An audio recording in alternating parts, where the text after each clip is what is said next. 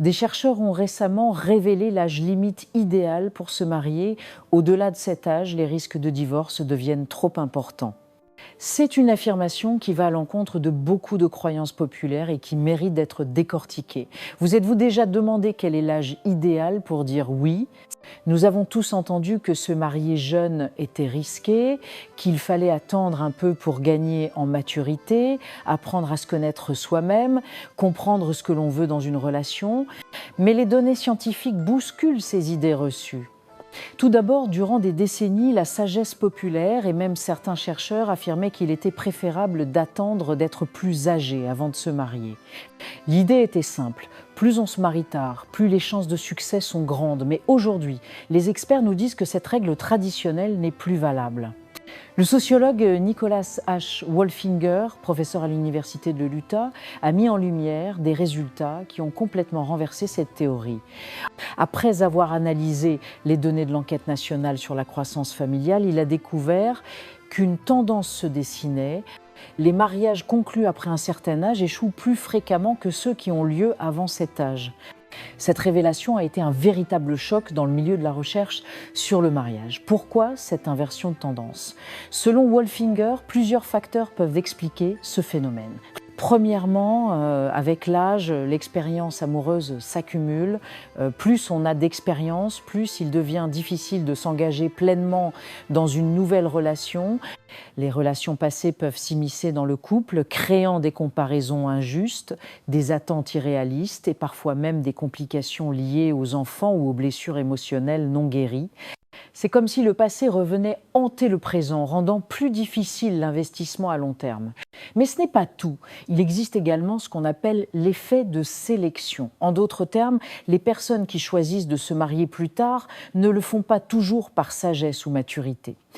Beaucoup d'entre elles ont du mal à s'engager ou pire, elles trouvent difficilement un partenaire prêt à s'engager pleinement. Cela crée un déséquilibre dès le départ, car le couple est construit sur des bases fragiles. Wolfinger va même plus loin en suggérant que certaines personnes, après plusieurs échecs amoureux, finissent par devenir grincheuses. Elles veulent se marier, mais leurs attentes élevées et leurs blessures du passé rendent cette tâche encore plus compliquée. D'après ses calculs, Wolfinger a découvert que se marier entre 20 et 32 ans est idéal pour réduire les risques de divorce. En effet, chaque année supplémentaire avant de se marier, dans cette tranche d'âge, réduit le risque de divorce de 11%. Cependant, après 32 ans, cette tendance s'inverse. Attendre au-delà de cet âge augmente le risque de divorce de 5% par an. En d'autres termes, ceux qui se marient dans la trentaine ont plus de chances de divorcer que ceux qui se marient dans la vingtaine. Une statistique frappante, n'est-ce pas? Mais ne vous précipitez pas à penser que l'âge est la seule clé du succès en mariage. Après tout, certains experts, comme Philippe Cohen, sociologue à l'Université du Maryland, ont une vision différente. Selon lui, se baser uniquement sur l'âge pour prédire la longévité d'un mariage est une erreur. L'âge, pour lui, n'est qu'un indicateur général et ne prend pas en compte la richesse et la profondeur de la relation elle-même.